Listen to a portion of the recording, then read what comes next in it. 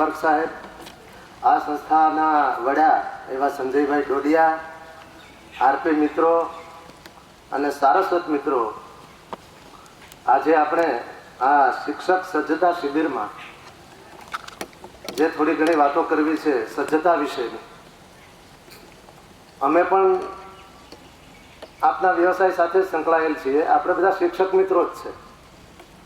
શિક્ષક બનવું ખૂબ અઘરું છે એવો મારો અનુભવ છે. શિક્ષક તો સૌ કોઈ બની જાય છે, કેમ બને છે એ પણ આપણને ખબર છે. આજે શિક્ષકો કેવી રીતે બને છે, કેમ બને છે, એ શિક્ષણમાં આપણે બધા છીએ એટલે આપણને વધારે ખબર છે, નજીક છે આપણે. પણ સાચા અર્થમાં આપણે શિક્ષક બનીએ, સાચા અર્થમાં શિક્ષક બનવું એ ખૂબ પરિશ્રમ માગી દે એવું કામ છે, સાધના માગી દે એવું કામ છે. શબ્દની સાધના એને સતત કરવી પડે છે, કેમ કે શિક્ષક છે એ એવડો બધો મોટો છે કે એનાથી આ ભારતમાં કોઈ બીજું મોટું નથી. વડાપ્રધાન કે રાષ્ટ્રપતિ પણ એનાથી મોટા નથી. લિવિંગ સર્ટિફિકેટમાં એ જે લખે ને એ ફેરફાર વડાપ્રધાન પણ ન કરી શકે. બરાબર છે ને? આપણું જે નામ હોય, નામમાં જયંતિભાઈ હોય એને બદલે જયંતિભાઈ લખી નાખે તો એ જયંતિ ક્યારેય ન થાય, જયંતિ જ રહે. એફિડેવિટ કરાવે પણ પેલામાં તો એમને એમ જ રહે લિવિંગ સર્ટિફિકેટમાં. આપણને ખબર છે કે શિક્ષક બહુ મોટો છે. શિક્ષક આ દેશનો ઘડવૈયો છે, સમાજનો એ ઘડવૈયો છે. महामात्य कौटिल्य થઈ ગયા, એને કહ્યું શિક્ષક કભી સાધારણ નહીં હોતા, પ્રલય और निर्माण उनकी गोद में पलते हैं. એમ કહ્યું એટલે આપણે શિક્ષક મિત્રો બહુ ખુશ થઈ જઈએ, કારણ કે શિક્ષક કભી સાધારણ નહીં હોતા. એ અપ ટુ ડેટ જ હોય એમ. અપ ટુ ડેટ રહેવામાં, અપ ટુ ડેટ ભીતરથી જ્યાં સુધી નથી થતા, હાલતી ચાલતી લાઇબ્રેરી જ્યાં સુધી ન બને ત્યાં સુધી એ શિક્ષક ભલે નામના ગણાતા હોય પણ ભીતરથી તો શિક્ષક ના કહેવાય. શિક્ષક કભી સાધારણ નહીં હોતા એ જે મહાઅમાત્ય ચાણક્યએ જે વાત કરી એ 2-2,500 વર્ષ પહેલા વાત કરી. શબ્દ જે છે ને, શબ્દ એકનો એક શબ્દ સમયના પ્રવાહમાં વહીને ઘસાતો એના શબ્દના અર્થ પણ બદલી જાય, શબ્દના અર્થનો વિસ્તાર પણ થઈ જાય, સંકુચિત પણ થઈ જાય. તમે ભાષા વિજ્ઞાનમાં જો જોતા હોય, તમે ભણી ગયા છો આ બધું કોલેજ કક્ષાએ, તો શિક્ષક કભી સાધારણ નહીં હોતા. એ શિક્ષકની જે વાત કરી છે ને એ વર્તમાન આપણે જે શિક્ષકો છે એની વાત નથી કરી. અત્યારે આપણે શિક્ષક કહેવાય છે, ત્યારે ગુરુ શબ્દ હતો શિક્ષક માટે. આચાર્ય, ગુરુ એવા શબ્દો હતા. અને શિક્ષક કોના માટે શબ્દ હતો 2-2,500 વર્ષ પહેલા? કે જે શાસક હોય, શાસક માટે એ શબ્દ વપરાતો હતો. શિક્ષક કભી સાધારણ નહીં હોતા. એટલે કે શાસક છે એ ક્યારેય સાધારણ નથી હોતો. પણ હવે આપણે અર્થ બદલાઈ ગયો ને. એવા ઘણા બધા શબ્દો છે ગુજરાતીમાં જે પાલી પ્રાકૃતમાંથી કે સંસ્કૃતમાંથી અથવા ભારતીય અન્ય પ્રાંતીય ભાષાઓમાંથી, વિદેશી ભાષાઓમાંથી આપણે ત્યાં શબ્દનું ભરણું થયું તો એના અર્થ પણ ઘણી વખત બદલી ગયા હોય છે. તો એ શબ્દ કેવી રીતે બદલાય છે એના આર્ટ્સના જે શિક્ષક છે એને ખાસ એનું અધ્યયન કરવું પડે છે. એક વખત અધ્યયન કર્યાથી કઈ અધ્યયન નથી થઈ જતું. વારે એમાં ચિંતન અને મનન કરવું પડે છે. પુસ્તકમાં આમ લખ્યું છે એટલે એમ જ હોય, 20 પુસ્તકમાં આમ લખ્યું છે એટલે 20 પુસ્તકના લેખક કોઈ દી ખોટા ના હોય, એવી આપણી જે માન્યતા છે એ પાયામાંથી ખોટી છે. કારણ કે એ જે લેખક છે, જે કવિ છે, એનો પણ એક સીમિત અનુભવ હોય છે. આપણા બધાનો પણ એક સીમિત અનુભવ હોય છે. અનુભવનો વિશ્વ જે છે એ આપણું વિશાળ હોવું જોઈએ શિક્ષકોનું. એના બદલે આપણો અનુભવનો વિશ્વ બહુ સાંકડું છે. આ જે વેતન, 6મું વેતન પંચ જે લાગુ થયું અને એમાં જે પગાર વધી ગયા છે સરકાર શિક્ષકોના, અધ્યાપકોના, અમારા જેવાના બધાના, તો પ્લોટ, જમીન એમાં બધા પડી ગયા. કારણ કે આ પૈસાની પણ એક સમસ્યા છે. ન હોય તોય સમસ્યા છે, હોય તોય સમસ્યા છે. એને રાખવા ક્યાં? એટલે એમાંથી કેવું વધારે બેનિફિટ મળે એની પલોજણમાં શિક્ષક જો પડી જાય તો એનું અધ્યયન, અધ્યાપનનું જે કાર્ય છે એ એક બાજુ રહી જાય. વર્તમાન સમય એવો છે કે આપણે આ તો અરણ્યમાં રુદન કરવા જેવું છે કે સજ્જતા હોવી જોઈએ. મોહનભાઈ પટેલનું એક પુસ્તક છે, સાહેબ મને સાંભળો તો ખરા. જો આપણે વાંચ્યું હશે કદાચ. સાહેબ મને સાંભળો તો ખરા. એ બાવાજી નો દીકરો હતો અને એની માનું મૃત્યુ થયું એટલે એના પિતાજીએ બીજી પત્ની કરેલી એટલે અપરમાં હતી, એની પાસે ઘરકામ ખૂબ જ કરાવતી, પરિણામે રોજ શાળાએ મોડો પડતો. એટલું જ નહીં, ભિક્ષાટન માટે પણ એને નીકળવું પડે. એટલે શાળાના જે સમય છે એના પછી અડધી પોણી કલાકે એ રોજ હાજર થાય એટલે શિક્ષક એને મારે અથવા એને કાઢી મૂકે. આમ કરતા કરતા પેલો છોકરો જે છે વિદ્યાર્થી કંટાળી ગયો અને સ્કૂલ જ એને બંધ કરી દીધી.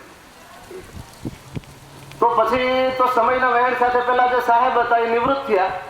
એક વખત એક બરોડાની બસમાં બેઠા બેઠા જતા હશે એટલે જગ્યા નહોતી એટલે ઊભા રહ્યા. આ છોકરો યુવાન થયો, એ જોઈ ગયો પાછળ કે મારા સાહેબ ઊભા છે એટલે એને એમ કહ્યું કે સાહેબ અહીંયા આવો. સાહેબ કે ભાઈ હું તો તને નથી ઓળખતો, કારણ કે ત્યારે તો એ સાવ નાનકડો હોય પેલો વિદ્યાર્થી. તો કે ના સાહેબ હું તમને ઓળખું છું, તો તમે આવો અહીંયા બેસો, તમે થાકી જશો. કારણ કે સાહેબ નિવૃત્ત થયા પછી તો મૃત્યુની ઘડીઓ જ ગણતા હોય, હાથ પગ કામ કરતા ના હોય. એટલે પછી એ બેઠા અને પછી ઓલા છોકરાએ કહ્યું કે સાહેબ મને ઓળખો છો તમે? તો કે ના સાહેબ તમે યાદ કરો ભૂતકાળને, તમે મને રોજ કાઢી મૂકતા, રોજ મને મારતા, મને અંગૂઠા પકડાવતા, મને કાઢી મૂકતા, કારણ કે હું રોજ સ્કૂલે મોડો આવતો, એ હું વિદ્યાર્થી છું. પણ તમે સાહેબ ક્યારેય જાણવાની કોશિશ ન કરી કે હું શું કામ મોડો આવ્યો હતો, હું શું કામ મોડો પડતો હતો, એવી તમે સાહેબ ક્યારેય જાણવાની કોશિશ ન કરી. મારી અપરમાતા હતી, મારી પાસે ખૂબ જ કામ કરાવતી. એક ગાય હતી, એનું છાણ પણ મારે લેવાનું, નિરણ મારે કરવાની, ભિક્ષા માગવા માટે, લોટ માગવા માટે મારે જવાનું, અને પછી મને ટાઈમ મળતો હું દોડતો દોડતો સાહેબ હું નિશાળે આવતો, મારે ભણવું હતું, પણ તમે મને ક્યારેય ન સાંભળ્યો. હે પુસ્તક સાહેબ મને સાંભળો તો ખરા. કોઈને પણ આજ ભીની થઈ જાય. આપણે બધા શિક્ષકો છે, આપણી પાસે પણ વિદ્યાર્થીઓ આવે છે. કેટલા વિદ્યાર્થીઓ આવે છે, કેટલી કેટલી જ્ઞાતિ સમૂહના વિદ્યાર્થીઓ. ભારત તો જ્ઞાતિ આધારિત આખો સમાજ છે, જુદી જુદી કોમ્યુનિટીમાંથી આવે છે. દરેક કોમ્યુનિટીની સાંસ્કૃતિક પરિવેશ એનો જુદો જુદો હોવાનો, એની શિક્ષણ, સાંસ્કૃતિક પરિવેશ, સામાજિક સ્થિતિ, ધાર્મિક સ્થિતિ, આ બધી સ્થિતિઓ અલગ અલગ હોય છે. તો કયા વિદ્યાર્થીને શું જોઈએ છે એનો જો અધ્યાપકને, શિક્ષકને જો એ ખ્યાલ ન હોય તો શું થાય કે આપણું જે શિક્ષણ છે, આપણે અસરકારક રીતે વક્તવ્ય આપી દઈએ, આપણે શબ્દના અર્થ સમજાવી દઈએ, આપણે પ્રશ્નનો જવાબ લખાવીએ, એને બધું આપણે સમજાવી દઈએ અને આપણને ધન્યવાદ આપણે પોતે જ આપીએ કે આજે મેં સારો પીરિયડ લીધો, આજે મેં સારો પીરિયડ લીધો, મેં સરસ ભણાવ્યું. પણ આપણે જોવું જોઈએ કે કયા વિદ્યાર્થી કયા કયા સમૂહમાંથી આવે છે, કારણ કે ભારતના નાગરિક છે, ભાવિ નાગરિક છે. જેવો સમાજ હશે ને એવી સરકાર હશે. બહુ સૂક્ષ્મ વાત છે. જેવો સમાજ અને શિક્ષક ઘડવૈયા છે ભાવિ ભારતના, એ જેવા તેવા નથી. શિક્ષકની દરેક સમસ્યા સોલ્વ થઈ ગઈ છે પગારને કારણે. બસ માત્ર એને આ જોવાનું છે કે એનું જે ઉત્તરદાયિત્વ છે, એ ઉત્તરદાયિત્વ કેવું છે. ભારતમાં અનેક જાતિઓ અને જ્ઞાતિઓનો બનેલો દેશ છે મિત્રો. હમણાં જ મેં વાત કરી, એના જુદા જુદા એના પ્રશ્નો હોય, જુદી જુદી એની સમસ્યાઓ હોય, એનાથી એને એ બધું ધ્યાનમાં રાખીને જો આપણે એને શિક્ષણ આપીએ. અમારી કોલેજમાં તો એવું છે કે પ્રોફેસર હોય એટલે ઊંચી ઊંચી ભાષામાં સંસ્કૃત તત્સમ વર્ષથી શબ્દોથી ગતાનું ગતિકતા, ઉપમંડુકતા, આવા અનેક શબ્દો છે કે જે પેલા વિદ્યાર્થીઓએ તો ક્યારેય નથી સાંભળ્યા કે ઉપમંડુકતા ને ગતાનું ગતિકતા એટલે શું. એ તો ઢોર ચારીને આવતા હોય, જુદા જુદા માલધારી સમાજમાંથી આવતા હોય, ખેડૂત સમાજમાંથી આવતા હોય, મજૂર સમાજમાંથી આવતા હોય. એ આમ કરીને જોઈ કે સાહેબ શું બોલે, તો સાહેબને તો એમ થાય કે હું સરસ બોલી શકું છું, સ્ટાન્ડર્ડ લેંગ્વેજમાં બોલું છું, માન્ય ભાષામાં બોલું છું. આ વિદ્યાર્થીઓને કઈ પડી નથી, વાંચતા જ નથી. શા માટે વાંચે? ઘણા લેખકોને પણ ફરિયાદ છે, લોકો પુસ્તક વાંચતા નથી. ક્યારે વાંચે? એને એમાં પોતી કૂપણું તો લાગવું જોઈએ ને કે અમારું ને. શિક્ષક હોય એ પણ લેખક બનવું જોઈએ. લેખક બનવા માટેની પણ કળા છે. આપણા આસપાસના જગત જે છે, આપણા આસપાસના જે દ્રશ્યો છે, એ આપણે રોજબરોજ જોઈએ છીએ, અને એ જ્યારે આપણે એને નોંધી લઈએ તો એ કોઈ પણ સ્વરૂપમાં એને આપણે ઢાળી શકીએ છીએ. નિબંધના સ્વરૂપમાં ઢાળી શકીએ, વાર્તાના સ્વરૂપમાં ઢાળી શકીએ, કોઈ પણ સાહિત્ય સ્વરૂપો અનેક છે, ગદ્ય અને પદ્ય. વાક્યમ રસાત્મકમ કાવ્યમ ગદ્ય ચ પદ્યમ ચ, એમ કહ્યું છે. વાક્યમ રસાત્મકમ કાવ્યમ ગદ્યમ ચ પદ્યમ ચ. રસયુક્ત વાક્ય તે કાવ્ય છે, તે ચાહે ગદ્ય હોય કે પદ્ય હોય. કાવ્ય એટલે અત્યારે આપણે જેને કાવ્ય સમજીએ છીએ ને પેલા પદ્યમાં, એ નહીં. સાહિત્ય માટે 2000 વર્ષ પહેલા કાવ્ય શબ્દ હતો. હવે આપણે ખાલી જે પદ્યમાં લખાય એને આપણે કાવ્ય કહીએ છીએ. જોકે હવે ગદ્ય અને પદ્યમાં પણ કાવ્ય લખાય છે. એ લોકો પહેલા કાપડના ટાંકા ભરી સીવી રાખે છે અને ઉઘાડો માણસ જ્યારે ફાટી જાય છે ત્યારે વાર વેચે છે. એ લોકો પહેલા ધાન્યના કોથળા ભરી સીવી રાખે છે અને ઉઘાડો અને માણસ જ્યારે સડી જાય છે ત્યારે કિલો વેચે છે. એ લોકો પહેલા ઔષધની શીશીઓ સંઘરી રાખે છે અને માણસ જ્યારે ફૂટી જાય છે ત્યારે થોડી રેડે છે. એ લોકો છે જ નહીં, પણ એ તો છે નોટોને ખાઈ ઉછળતી ઉદય, બીજો એને ભાવતું નથી. મારે કવિ થવું જ નથી, પણ ભારે અસર કરનારી જંતુનાશક દવા થાવ તો બસ. કેટલી વાત કરી દીધી કે એક નાનકડા એવા કાવ્યમાં. સુપર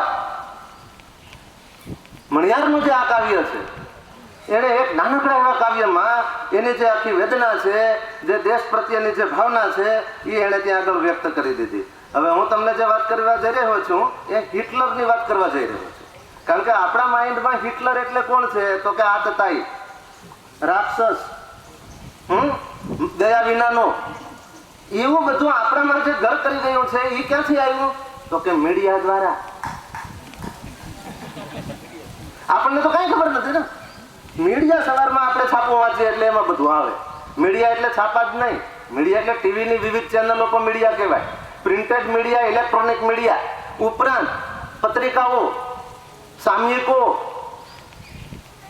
આ બધીને પણ મીડિયા જ કહેવાય. પુસ્તકને પણ મીડિયા જ કહેવાય. હવે એમાં જેણે જે લખ્યું છે, તો હિટલર જે છે એની છબી આપણા માનસમાં સદ્દામ હુસેન જેવી બની ગઈ. સદ્દામ હુસેનને પણ આપણે આતતાઈએ કહીએ, કારણ કે અમેરિકાનો દુશ્મન હતો. સદ્દામ હુસેન જેવો રાષ્ટ્રવાદી માણસ કોઈ નહોતો. સદ્દામ હુસેને એવી જાહેરાત કરેલી કે અમારા ઈરાક દેશમાંથી કોઈ વિદ્યાર્થીએ વિદેશ જો ભણવા જવું હોય તો એને ઈરાક સરકાર તમામ સહાય આપશે. લોન નહીં, સહાય. આપણને લોન આપે છે. હજી જરા કાપી નાખો. આ ઝાંખા રહેવા જોઈએ, આ તેજસ્વી ન બનવા જોઈએ. ઈરાકમાં સદ્દામ હુસેને આ જાહેરાત કરી કે મારા દેશનો વિદ્યાર્થી આગળ અભ્યાસ કરવા માટે અમેરિકા કે ઇંગ્લેન્ડ જવા માંગતો હોય તો ઈરાક સરકાર જે છે એ એને બધી સહાય કરશે, પણ એક શરત, એને પાછા પૈસા આપવાના નથી ઈરાક સરકારને. પણ એક શરત, ઈરાકમાં રહીને દેશની સેવા કરવો જોઈએ. હવે આપણું જે ધન છે અત્યારે ક્યાં જતો રહે છે ખબર ને? હા, પશ્ચિમમાં.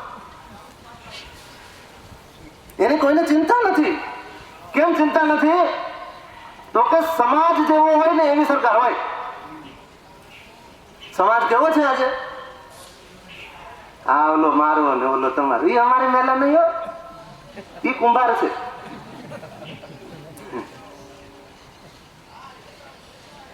ઓલા કારડિયા છે, ઓલા આયર છે, ઓલા હરિજન છે. પાછો હરિજન શબ્દ આપે. એની કોઈ જાણે જ્ઞાતિઓ કેમ ના હોય? લિવિંગમાં લખી દીધું હરિજન. હરિજન કેમ કહેવાય છે? કે જે દેવદાસીની જે પ્રથા હતી આપણે ત્યાં મંદિરોમાં, એમાં જે સંતાન ઉત્પન્ન થાય એના કોઈ બાપા કે દાદાનું નામો નિશાન ન હોય એટલે એને સમાજ હરિજન કહેતા. અને એ ગાંધી બાપુ એને નામ આપ્યું. એને બીજું સીધું નહીં, આને નામ આપ્યું. એટલે કાયમ માટે હરિજન રહે. હાથ જોડીને કહે બાપા હરિજન છે. એનામાં કુમારી ના પ્રગટે. આ બધું ખૂબ જાણવા જેવું. તો હિટલર જે છે એની છબી પણ આપણે સદ્દામ હુસેન જેવી કરી, છાપાવા મીડિયા દ્વારા, અને એ આપણા માઇન્ડ સુધી પહોંચ્યું. એટલે આપણે પણ એમ કહીએ કે હિટલર જે છે એ ખરાબ હતો. પણ હિટલર જુઓ, એક નાનકડો પેરેગ્રાફ લાવ્યો છે. ઇતિહાસ કોઈને ક્ષમા નથી કરતો. આ હિટલરની આત્મકથામાંથી શબ્દ છે, પાના નંબર 590 ઉપરથી મેં લીધા. હિટલરની આત્મકથા, પાના નંબર 590, એમાં એક નાનકડો એવો પેરેગ્રાફ છે, મને પસંદ પડ્યો. લખ્યો છે અહીંયા, આપને પણ પસંદ પડશે. ઇતિહાસ કોઈને ક્ષમા નથી કરતો ને પ્રાપ્ત શક્તિનો આજ દુરુપયોગ કરીને કાયદો અને ન્યાયને રફે દફે કરવા વાળા અમારા લોકોને, એટલે કે જર્મન લોકોને દીનતા યાને કે ગરીબાઈ અને બરબાદી તરફ ધકેલવા વાળા અને દેશના ખરાબ દિવસોમાં સામાજિક જીવનને ઉન્નત બનાવવાને બદલે પોતાના અહંકારને વધુ મહત્વ આપવા વાળાને એક દિવસ પ્રકૃતિ દંડ કરશે. દેખો, આ હિટલર છે. મને ખૂબ શોખ છે આત્મકથાઓ વાંચવાનો. નવલકથાઓ કરતા આત્મકથા છે ને આપણને વધારે સ્પર્શી જાય, કારણ કે એમાં સત્ય, મોટા ભાગે સત્ય જ હોય છે. આત્મકથાઓ આપણે જો એનું જો વાંચન કરીએ તો આપણને ખબર પડે કે આપણે કોણ છે. આપણે બહુ મહાન માણસો છે. શિક્ષકો એટલે અરે આપણું ભાગ્ય સમજો કે આપણે શિક્ષક બન્યા. આપણે જો રાજકારણી બન્યા હોત તો આપણે મરી જ જાત, જીવતા છે. કારણ કે એને ખોટું જ બોલવાનું. એ ખોટું ના બોલે તો એને વોટ કોણ આપે? માટે આંબા આંબલી એને બતાવવાના છે. અને આપણે શિક્ષકો છે. આ આર્ટિકલ, સંવિધાનની આર્ટિકલ 19 આપણને સ્વતંત્રતા આપે છે બોલવા માટે, તો આપણે એનો ઉપયોગ કરતા નથી. સંવિધાનનો જે આર્ટિકલ 19 છે એ આખો જે મૂળ અધિકાર છે, ફંડામેન્ટલ જે રાઈટ છે, એ આમ દરેક નાગરિક માટે ખુલ્લો છે. તો આપણે તો ટીચર છે, શિક્ષક છે. બહુ મહાન હોય છે. એ શીલવાન હોય, ક્ષમાવાન હોય અને કરુણા વાળો હોય. તો કરુણા શબ્દ આવે એટલે આપણને શું થાય? કરુણા એટલે દયા, એમ થાય છે ને મિત્રો? કરુણા એટલે દયા શબ્દ થઈ ગયો, કરુણામાંથી માટે છે. કરુણા શબ્દ 2-2,500 વર્ષ પહેલાનો છે. અને કરુણા શબ્દ જે છે એ પાલી ભાષાનો છે. અને કરુણાનો અર્થ થાય છે સ્નેહ અથવા પ્રેમ. દયા નહીં, દયા ડાકણને થાય એમ. દયા શબ્દ નથી. કરુણા એટલે ઓલો બુદ્ધનો ફોટો આપણે જોયો હશે, આમ ફિમેલ જેવું મોઢું છે, આમ એવું છે ના. અંગુલીમાલ જેવાને એને સમજાવી દીધો હશે. કઈ શું અંગુલીમાલ શબ્દથી સમજી ગયો હશે? નો. 999 આંગળી કાપી નાખી અંગુલીમાલે લોકોની. લોકો ભયગ્રસ્ત હતા. કેટલાક ખેડૂતો ખેતી કરતા હતા, બુદ્ધ ત્યાં રસ્તે જતા હતા કે હે ભંતેજી તમે ઉભા રહો, એ રસ્તે ન જાઓ, ત્યાં અંગુલીમાલ રાક્ષસ રહે છે. બુદ્ધે ન સાંભળ્યું, ના હું ત્યાં જઈશ. કારણ કે બુદ્ધ એમ કહેતા કે શરાબ પીવો એના કરતા પર્વત ઉપર જઈને કૂદકો મારવો ને એમાં સાહસ છે. શરાબ પીવો એના કરતા પર્વત ઉપર જઈને નીચે કૂદકો મારવો એમાં સાહસ છે. સિંહની સન્મુખ જવું એ સાહસ છે. તો પેલા અંગુલીમાલે એને જોયું તો હે ઉભો રહે બંતાજી. બુદ્ધે ચાલતા ચાલતા જવાબ આપ્યો, હું ઉભો છું, તારે ઉભા રહેવાની જરૂર છે. આ નિર્ભયતા ક્યાંથી આવી? હું ઉભો છું, તારે ઉભા રહેવાની જરૂર છે. હકીકતે અંગુલીમાલ ઉભો તો, આ તો ચાલતો હતો. એટલે અંગુલીમાલ દોડીને આવ્યો. તમે જે વાર્તા સાંભળી ને એ આ વાર્તા નથી. તમે વાર્તા એ સાંભળી છે કે પેલી ડાળ કાપી લાવવાનું કીધું અને અલગ અલગ પાંદડા કરવાનું કીધું અને પછી કે ભંતેજી એમ કીધું બુદ્ધે કે આને તું સરખા કરી શકે? તો અંગુલીમાલ કે ના, એમ માની ગયો હશે. અરે આપણાથી સામાન્ય માણસ પણ જો સમજતો નથી તો ઓલો તો ગુંડો હતો. પણ બુદ્ધે શું કર્યું છે? બુદ્ધે ખાલી તપ નથી કર્યું. તપ તો કર્યું છે પણ ખાલી તપ નથી કર્યું. જુડો કરાટે પણ એને શોધ કરી. અત્યારે આપણે કહીએ ને made in Japan. No, judo karate ભારતની છે. કોઈ આપણે ગૌરવ લેવું જોઈએ. જુડો કરાટે શોધ ભારતની છે. બુદ્ધે છલાંગ મારી હશે અને ઘણી બે ઘડીમાં ઓલાને તહસ નહસ કર્યો હશે. પછી કીધું તારાથી શું થાય? તો કે બાપુ કાંઈ નહીં. હા, બકરી બની ગયું. વાઘમાંથી બકરી બની ગયું. આ મોટો ચમત્કાર છે. ચમત્કાર વિના નમસ્કાર નહીં. પણ આપણે પહેલી વાર્તા ભણ્યા. હા, બુદ્ધે આમ કીધું, આ પાંદડા ભેગા કરી શકો પાછા? પેલો માની ગયો હશે. સહજાનંદ સ્વામી જે થઈ ગયા સ્વામિનારાયણના સ્થાપક, એ સહજાનંદ સ્વામી ઘોડી ઉપર બેસીને જતા ને એ સમયે બહારવટું ખૂબ ખેડાતું ગુજરાતમાં. તો બહારવટિયાઓને એ સમજાવતા પણ બહારવટિયા સમજે નહીં. પછી એની સાથે દ્વંદ્વ યુદ્ધ કરતા. મેં વાંચ્યું છે એમાં બધું. એ દ્વંદ્વ યુદ્ધ કરીને પેલાને પરાસ્ત કરે અને પછી કે હા બસ હું તમારી સાથે જોડાઈ. એમને એમ કોઈ નથી જોડાઈ જાય. એમને થોડા જોડાઈ જાય લોકો. આપણે આસપાસના લોકો આપણા નથી હોતા. આપણા કાકા માસીના દીકરા પણ આપણા નથી હોતા. કેવા ખબર હોય છે? જીવન છે ને બહુ સુસ્તું નથી. તો એ રીતે બુદ્ધ જે છે એને જુડો કરાટે કર્યું અને એ અહીંયાથી બૌદ્ધ ધર્મને ખદેડી દેવામાં આવ્યો. જાપાનમાં ને ચીન ને તાઇવાન ને બર્મા ને એવા એશિયાના કેટલા બધા દેશોમાં ગયો. અડધું વિશ્વ જે બૌદ્ધ ધર્મી છે, લાઇટ ઓફ એશિયા પણ કહેવાય છે. એવા ઉત્તમ વિચારોને આપણે કાઢી નાખવામાં આવ્યા. પરિણામે આપણી અધોગતિ થઈ. અને સચ્ચિદાનંદ સ્વામીનું પુસ્તક પણ છે, અધોગતિનું મૂળ વર્ણન વ્યવસ્થા. અધોગતિનું મૂળ વર્ણન વાંચવા જેવું છે. એક બીજો જે છે પેરેગ્રાફ, એ આપણે શિક્ષણ માટે અંગ્રેજો જે ભારતમાં આવેલા, એ અંગ્રેજોએ 1882માં હન્ટર કમિશનની નિયુક્તિ કરેલી. હન્ટર કમિશન આ ભણી ગયા છો બીએડમાં ને બધામાં. હન્ટર કમિશન જે આવ્યું એ હન્ટર કમિશનને શિક્ષણની જે સમસ્યા હતી ભારતમાં એનો અભ્યાસ કરવા માટે અભ્યાસ કરીને હન્ટર કમિશન ગયું. જ્યોતિરાવ ફુલેનું તમે નામ સાંભળ્યું હશે. એને આવેદન પત્ર આપેલું હન્ટર કમિશનને 1882માં કે આ જે વર્તમાનમાં એસસી એસટી ઓબીસીના જે લોકો છે એને કોઈ અધિકાર નહોતો ભણવાનો. એટલે એની સમસ્યાઓ માટે થઈને શિક્ષણની આ જે સમિતિના અધ્યક્ષ હતા હન્ટર સાહેબ, એને આવેદન પત્ર આપેલું. પછી શું થયું તો કે ઈસવીસન 1857માં દેશમાં 3 યુનિવર્સિટીની સ્થાપના થઈ. 1856માં દેશમાં 3 યુનિવર્સિટીની સ્થાપના થઈ, મુંબઈ, મદ્રાસ ને કલકત્તા. તો એમાં એના પ્રથમ 25 વર્ષમાં અર્થાત ઈસવીસન 1882 સુધી આ યુનિવર્સિટીમાંથી 1589 ગ્રેજ્યુએટ થયા. આ હન્ટર કમિશન આવ્યું ને એ પહેલા આપણે ત્યાં 3 યુનિવર્સિટીઓ બનેલી અને એના પ્રથમ 25 વર્ષમાં દેશમાંથી 1882 સુધીમાં 1589 ગ્રેજ્યુએટ થયેલા ને પ્રથમ 2 સ્નાતકમાંથી જે પ્રથમ 2 સ્નાતક થયા ભારતમાં એમાં એક બંકિમચંદ્ર ચટ્ટોપાધ્યાય પણ હતા, બંગાળના. હન્ટર કમિશન કે જે ઈસવીસન 1882માં ભારત આવ્યું હતું તે હન્ટર કમિશનના રિપોર્ટ પર આધારિત કોલકાતા વિશ્વવિદ્યાલય કમિશને ઈસવીસન 1919માં એક રિપોર્ટ તૈયાર કર્યો. તે અનુસાર ઉપરોક્ત 1589 સ્નાતકોમાં 526 સરકારી સેવામાં જોડાયા,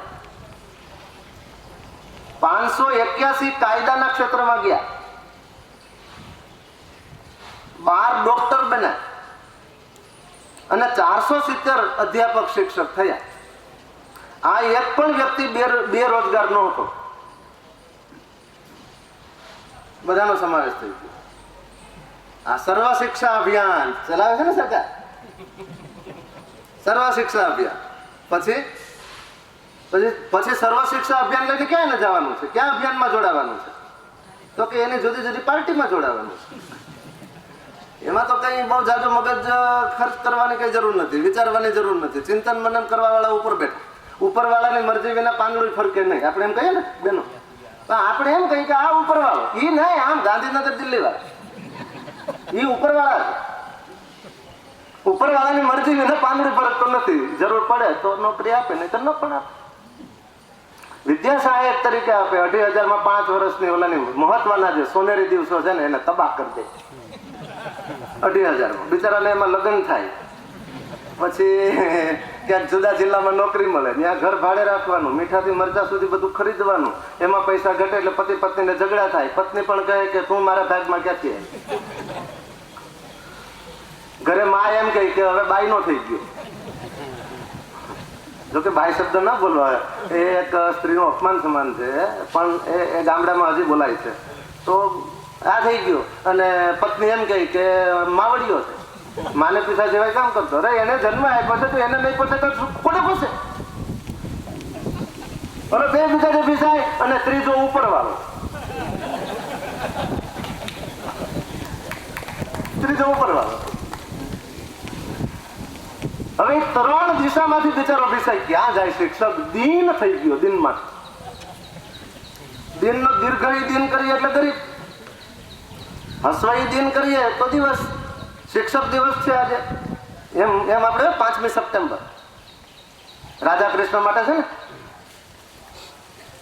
શિક્ષક માંથી રાષ્ટ્રપતિ બને એ મોટી ઘટના નથી. મારે મન રાષ્ટ્રપતિ માંથી શિક્ષક બને છે એ મોટી ઘટના. પણ કોઈ યાદ ન કરે એટલે જે તે સમયની સરકાર હશે એને એમ કીધું કે આ દિવસ રાખી દો ને શિક્ષક દિન તરીકે. બાકી એને સમાજ માટે શું કર્યું? તો કે ના ફિલસૂફીના ગ્રંથો લે. તારે ફિલસૂફીને પીવી છે? કઈ ફિલસૂફીના ગ્રંથો લે ગયા? તો એ પણ ખબર નથી.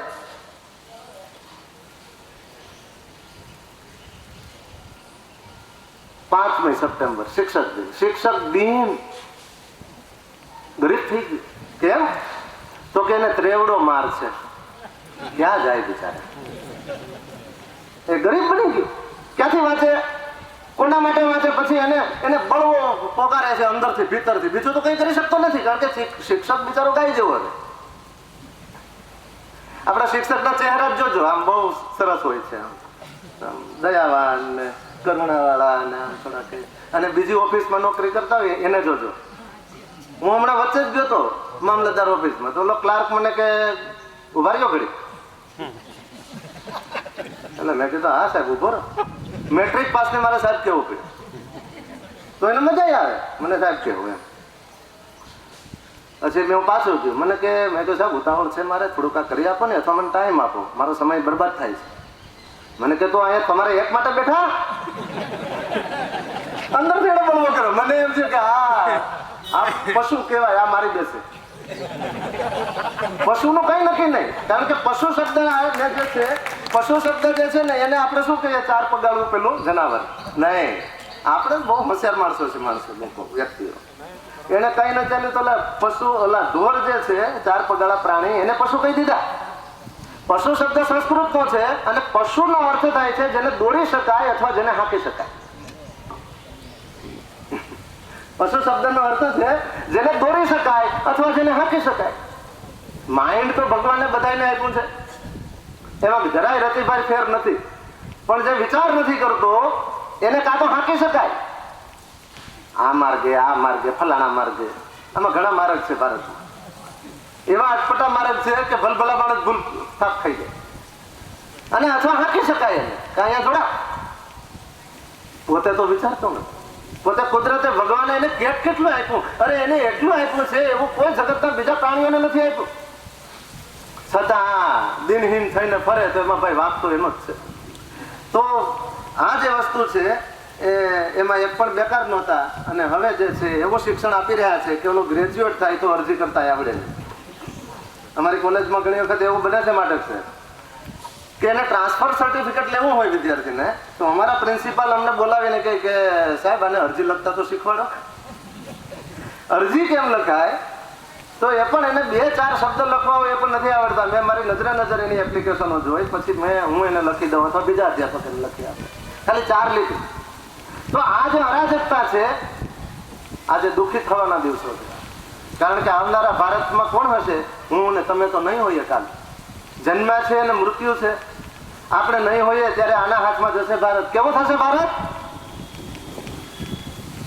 લખ્યું છે કે ભારત एक वक्त सोने की चिड़िया कहवाती, यहाँ डाल डाल पर सोने की चिड़िया करती है बसेरा, ये भारत देश है मेरा. क्या गीत है? यहाँ डाल डाल पर सोने की चिड़िया, जो भ्रष्टाचार की चिड़िया, ये भारत देश है मेरा.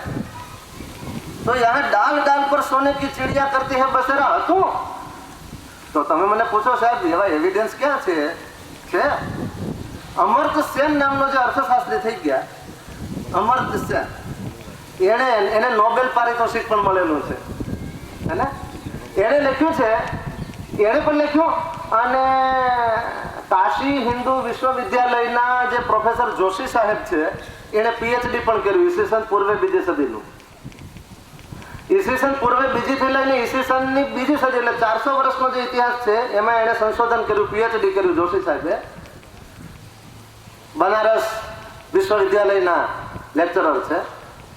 અને અમર્ત્ય સેનના પુસ્તકમાં પણ છે કે એ સમયે 75% સાક્ષરતાનો દર હતો. તમે વિચાર કરો મિત્રો કે 75% સાક્ષરતાનો દર એટલે અત્યારે કેટલો સાક્ષરતાનો દર છે?